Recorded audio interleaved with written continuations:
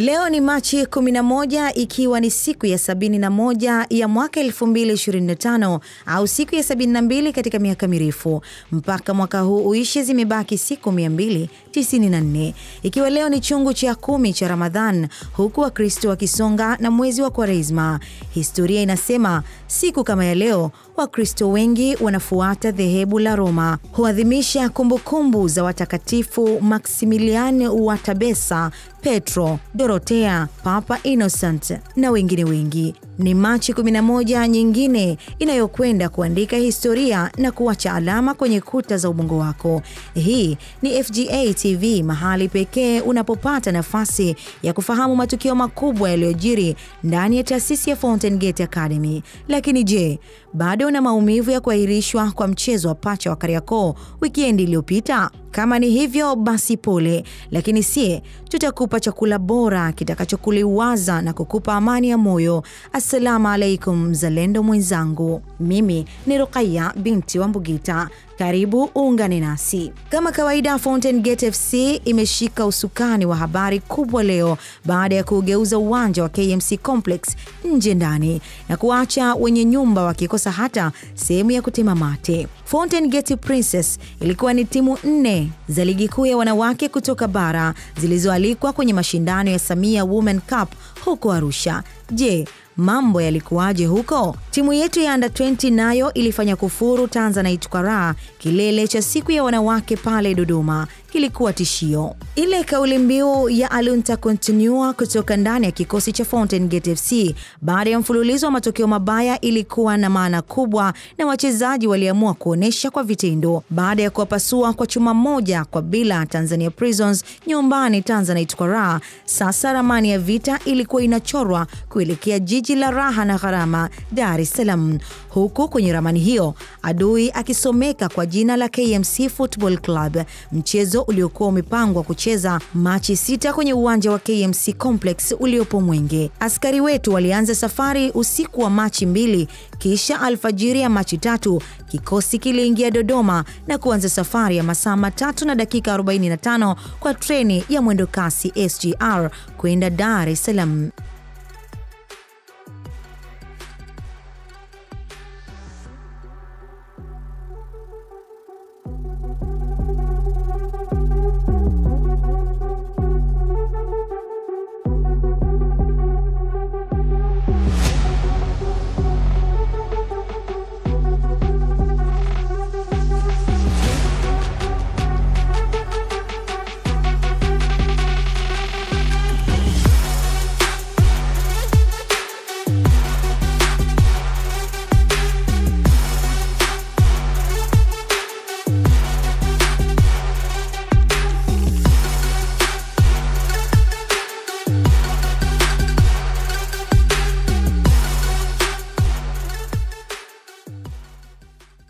Kikosi kiliingia Dar es Salaam majira ya saa 3 na dakika 45 na timu ikaingia kambini kwa ajili ya mapumziko na kujiandaa na tizi la kwanza la kuwatafuta KMC kwenye uwanja wa soka wa TRA uliopo Kurasini.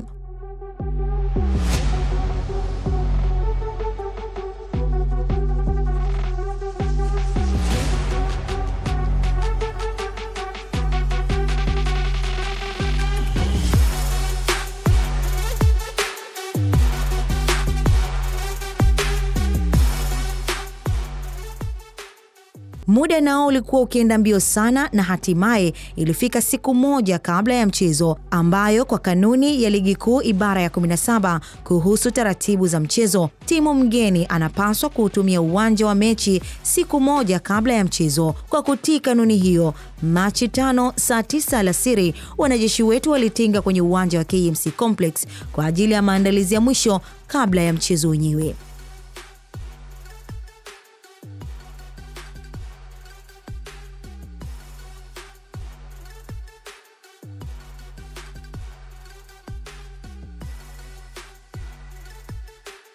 Baada ya timu kupiga tizi kwa takribani saa 1, kama kawaida yake, kocha Robert Matano aliweka kikao kifupi kuwakumbusha wachezaji ya kuwa tayari vita imeshatangazwa na wao ndio askari wanaotakiwa kutupa ushindi. Kwenye kikao hicho tulipata ugeni wa rais wa klabu na mkurugenzi wa Fountain Gate Academy, Japhet Mboto Makau, aliyeambatana na afisa mtendaji mkuu wa Fountain Gate FC, Tabitha Kidawawa, ambao walikuja kuwapa moyo na kuwatia nguvu wachezaji. Huku Rais Makau kama kawaida yake aliwaambia wachezaji yale mambo yetu ya kabla jasho halijakauka yapo kama kawaida, na awamu hii sasa mafungu yapo mawili. Sasa kazi kwao kuweza kurudi na ushindi nyumbani, na yeye yupo tayari kufilisiwa kama tu wachezaji watakuwa wanavuna alama 3 kwenye kila mchezo.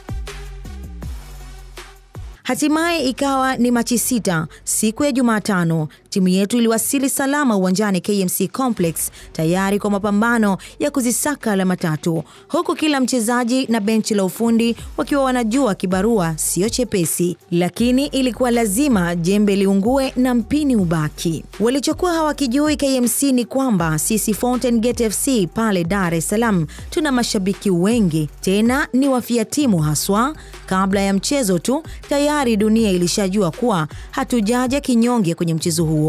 Tazama mashabiki wa tawi la Fountain Gate FC Tabata Sigara walivyoufanya uwanja wa ugenini kuwa kama nyumbani.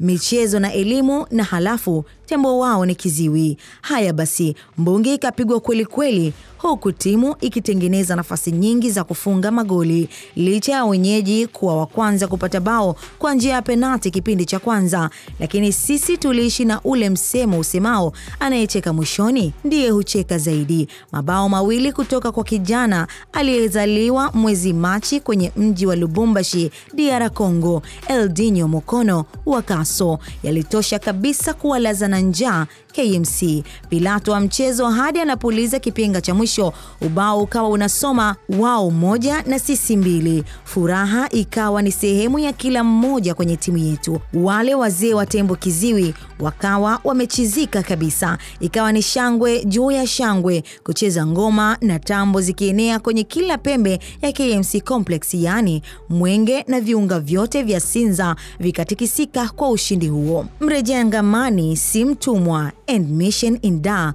was accomplished. Timu ikaanza safari ya kurejea nyumbani Babati kujipanga na mechi zinazokuja. Kumbe hata Babati na yenyewe ilikuwa ikisubiri kwa hamu urejeo wa mashujaa wao. Mapokezi yakawa makubwa. Vijana wa bodaboda wakaipokea timu kutoka umbali wa kilomita 5 na kuisindikiza hadi kambini. Furaha na shangwe vikawa vimehitimishwa na mashabiki wetu wa Babati baada ya ushindi dhidi ya KMC.